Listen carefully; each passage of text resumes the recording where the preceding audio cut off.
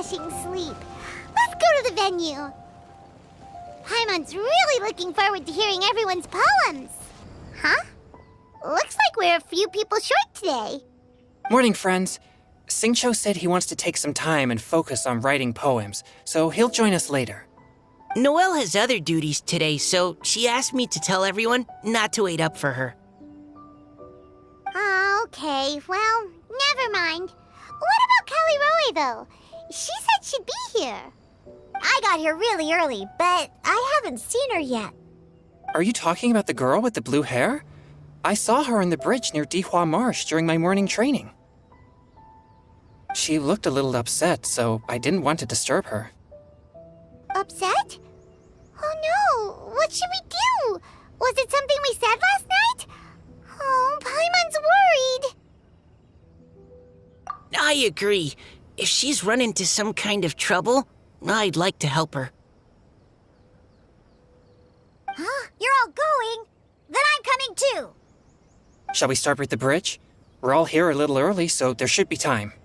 Good idea. We'll be back in a jiffy.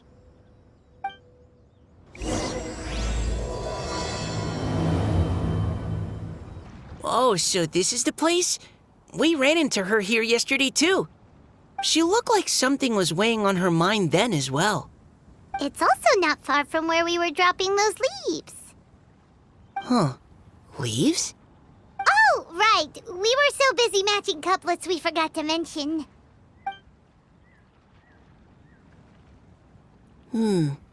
Interesting. I wonder, could Miss Callie Roy have been the one who wrote that poem on the leaf? Hmm? What makes you say that? Oh, sorry. Nothing. Well, nothing concrete. Just a hunch, I guess. It's just, that poem on the leaf kinda gave me the same feeling as when I saw her yesterday. So much sadness. Now that you mention it, this is upstream from where we found the poem. Huh? Hey, look! Over there! Another leaf! Wow, you're right! And this one has writing on it too! After that leaf! Ugh, why does it have to float so quickly? Can't you just fly over and grab it?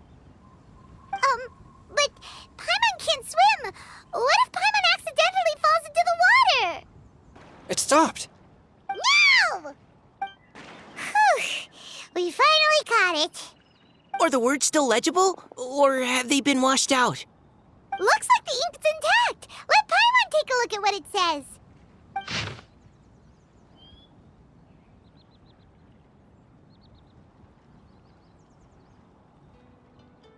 Huh? This is related to the poem we wrote in reply yesterday. She must have picked up one of our leaves. Spring. Young boy. It's looking a lot like Callie Roe was the one who wrote this. She seems to care a lot about that story, huh? Actually, when Paimon first saw her, Paimon was wondering, do you think... is it possible that she's, Based on the current and accounting for wind strength, everyone, please follow me. This should be far enough upstream. Let's split up and search the area. Callie Roe!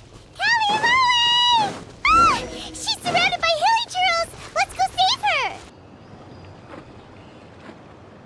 Whew. Callie Roe, are you okay?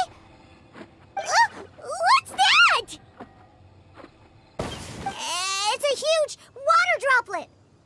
This is exactly what I saw the other day. Huh? Why are you all looking at me like that? Oh no! My body... is it... That voice is definitely Callie Roy's. How did this happen? Please wait a moment. Oh no. Did I use up too much energy? How did you... What's going on here? Miss Callie Roe, are you some kind of adeptus? No. I'm so sorry for deceiving you all for so long. Actually, I'm An Oceanid who flowed here from Fontaine long ago. What's an Oceanid? Ah, the Grandmaster has mentioned them before. The Oceanids were the familiars of the former Hydro Archon. They all fled Fontaine after the Archon died and settled across the world. That's correct. Though, to tell you the truth, I can't even completely recall how I found myself here. I have a vague impression of my ancestral home, but I can't recall clearly anything I saw on my journey. All I know is that by the time I arrived in Mondstadt, I had lost most of my power and couldn't even sustain a physical form. Eventually, I settled in a place called Springvale, where I slowly began to regain my power. Springvale is a serene and beautiful place. The water that flows through there is clear and pure, just like the hearts of the people who dwell there. So you're the Spring Fairy of Springvale? Yes, Diona, and I remember you too, you know. When you were little, you often came to the spring at night to speak with me.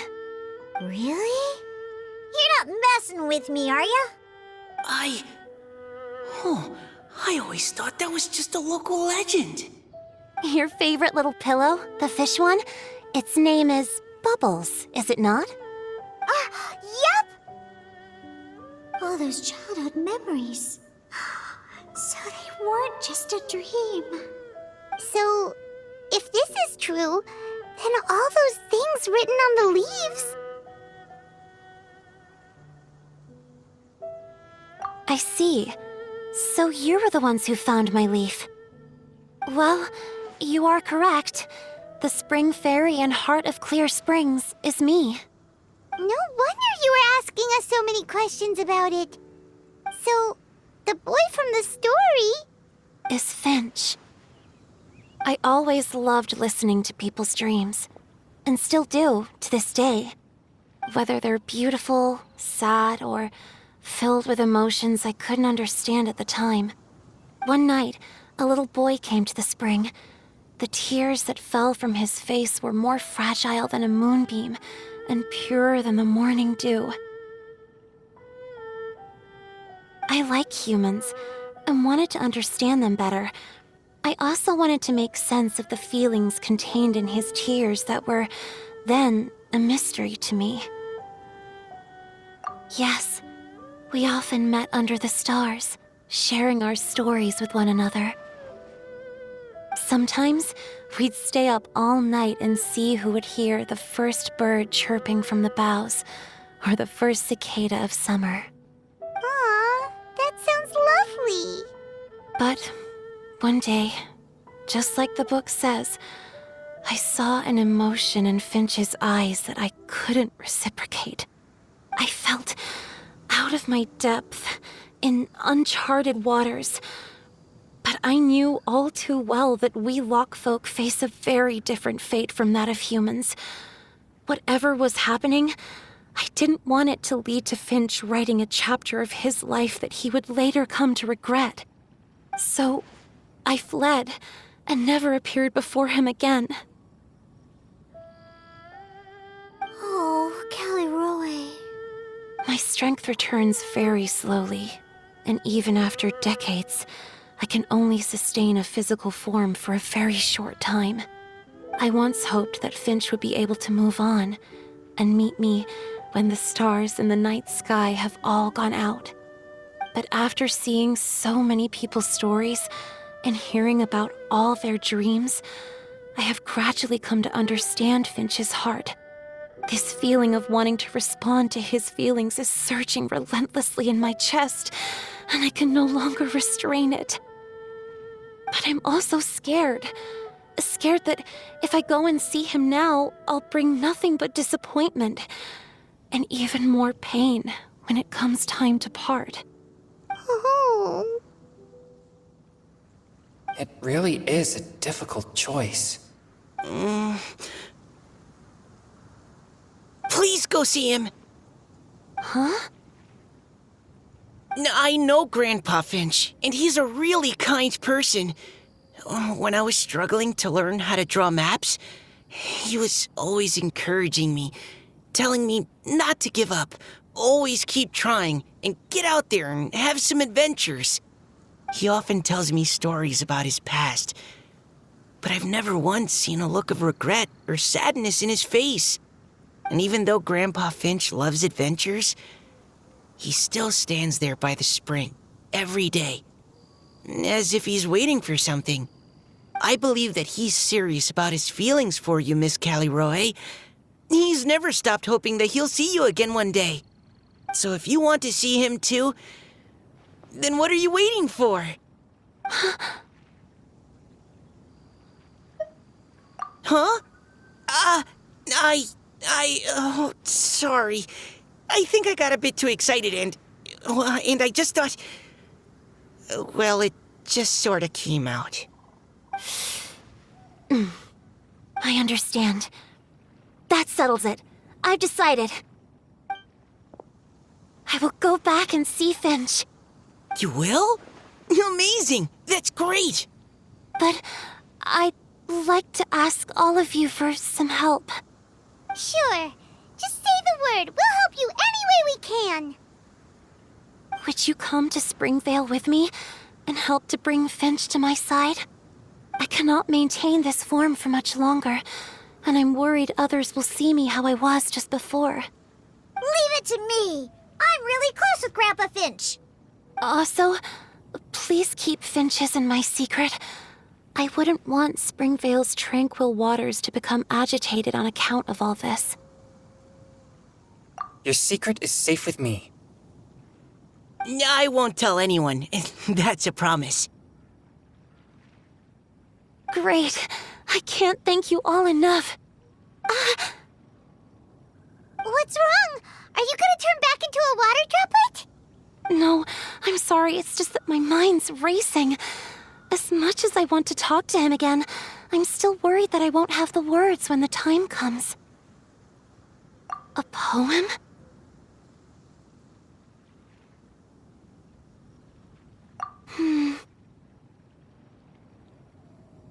Okay, good idea. I'll write him a poem. And it will be called Heart of Clear Springs.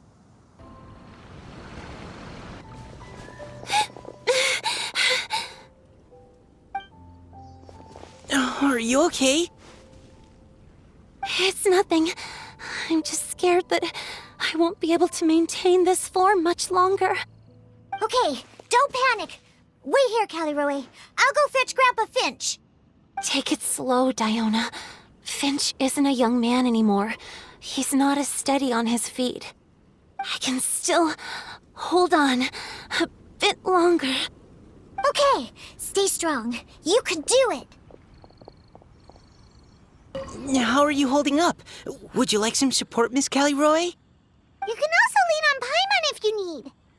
Thank you, all of you. Grandpa Finch! Is that Diona? You're back early today. Today's your special day, Grandpa Finch. Can you come with me? Oh? Well, where are we going? Over there, to the waterfall.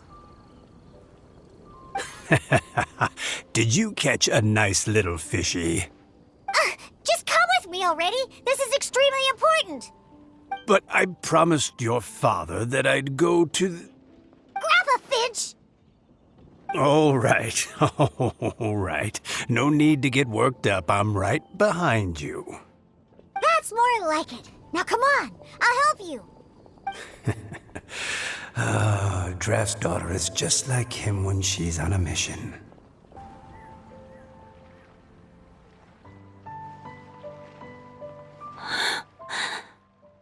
Over here! Over here! It's okay, Grandpa Finch. Take your time.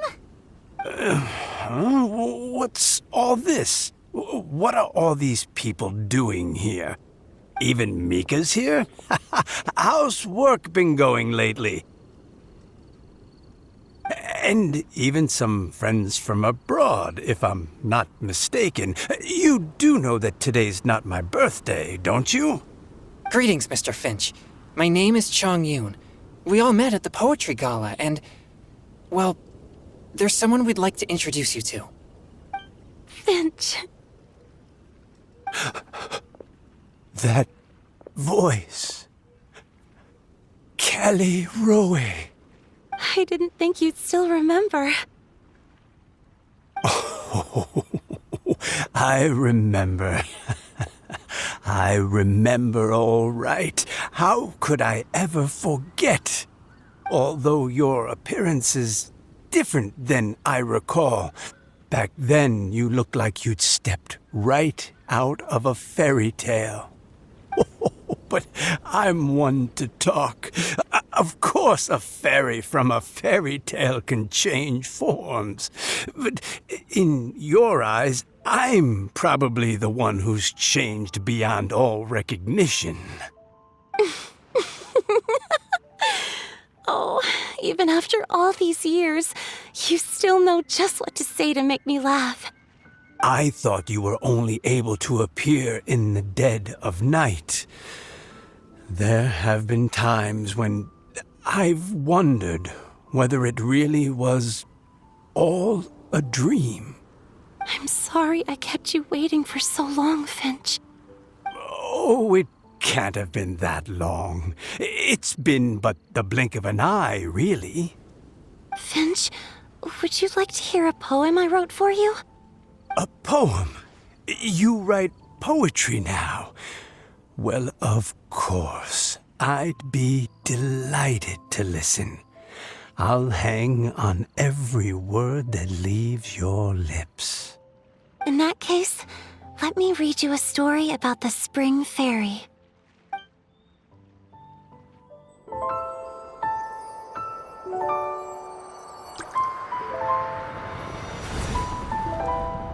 Far from my native land I roamed. In streams I slept, many seasons I met as the sun set and rose. I searched for a garden to call a home, and the moonlight ebbed as the water flowed. A soft breeze beckoned me unto a spring. Sleep, weary wanderer, your journey is over. May the dancing petals sweeten your slumber.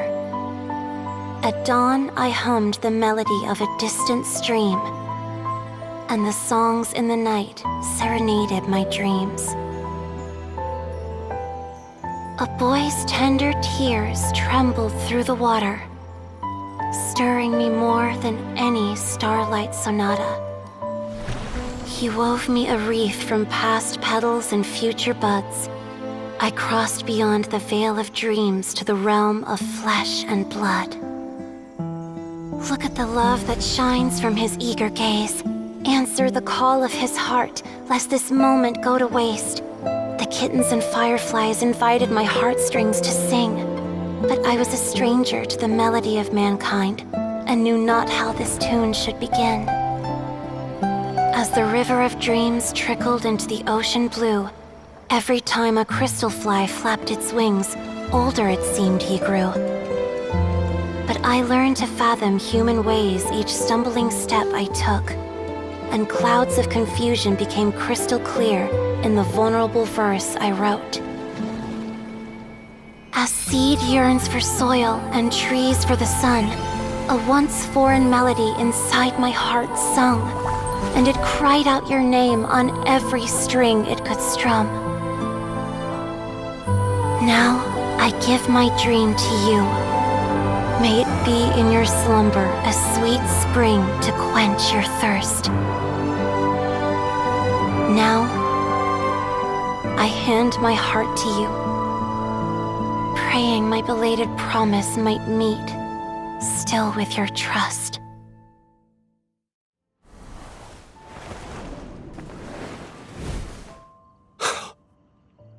Yes. This is how I remember you from when we first met. All those years ago.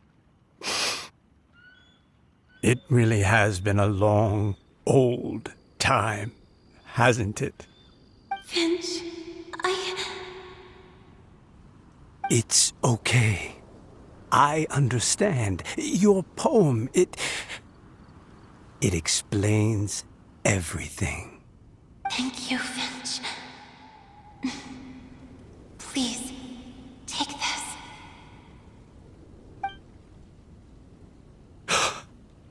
It's so beautiful. This is a droplet of water condensed from my own power. Finch, I don't have a physical form like humans, and I can't stay by your side. I don't know how long it'll be before I can change back into human form again. But as long as this droplet remains with you, our hearts will always be connected, no matter the distance between us. I will always be one with the spring. From this day onwards, if you call me, I will meet you in your dreams.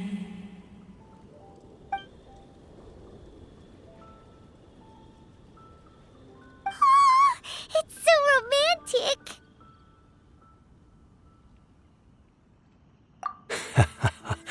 You've really learned a lot, haven't you? And you don't even mind that the kids are watching. Does it bother you? How could it possibly? This is the happiest moment of my life. I just worry that once I go to sleep, I won't ever want to wake up again. Huh? Don't say that. I'm only joking. It seems that you still have much to learn. Is that right? Grandpa Finch and Kelly Rowie look so happy. Oh, what a perfect moment. Diona, thank you for fetching Finch for me. I've never forgotten you either.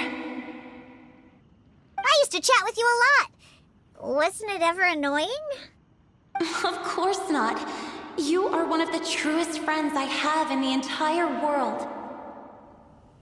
That's why I gave you your gift, so that a part of me could always be with you. Huh? Wait. So is Diona's ability to mix delicious drinks from disgusting ingredients a blessing from this water spirit? And if so, is it also possible that my pure yang spirit is a gift from some being?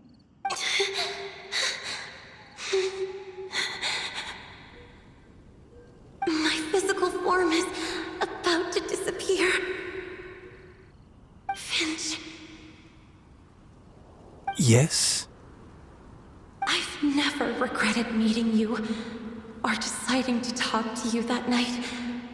Not once. All these long years. Not for a single moment. It probably goes without saying, but neither have I. Although, it was different from in the stories. That fateful night, I never gave you that kiss. This gift that represents my promise and my love, I give it to you now. Huh?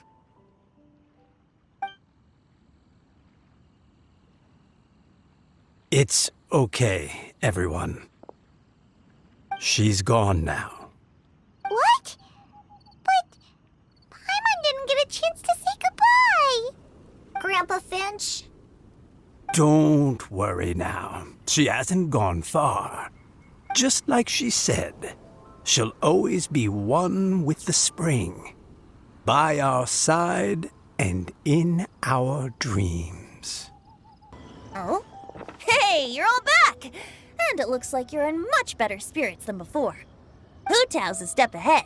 She's already talking about printing a poetry anthology. She said she can't wait for everyone's final words because I'm itching to pull the trigger. By which I assume she meant she eagerly anticipates receiving everyone's freestyle poetry submissions to help her close the deal. Where have you all been? I've been waiting here forever. Perhaps they lacked sufficient inspiration and wished to have an emergency communion with nature. And with any luck, I'll bet they heard some fine poetry along the way. Tone deaf, Bard! Does this mean that right from the start you...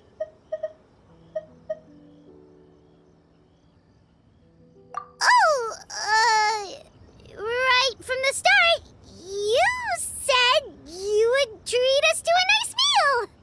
Huh? Did I? Very well. Since the Traveler agrees, then it looks like I can't escape this time.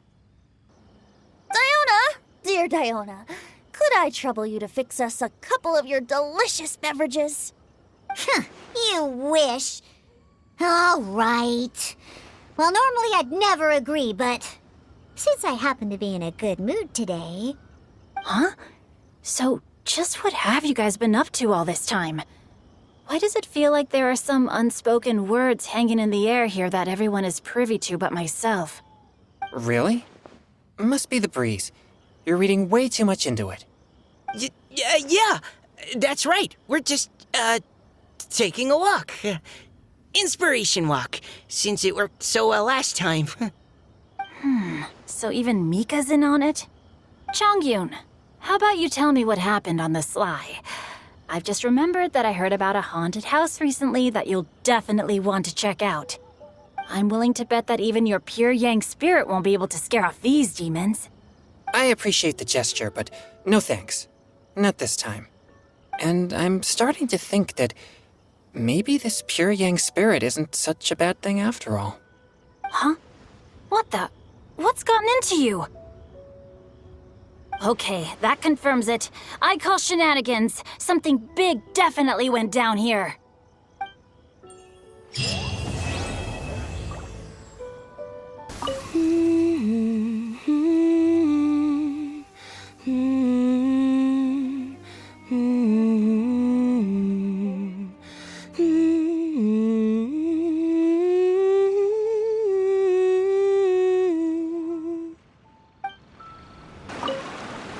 It's you.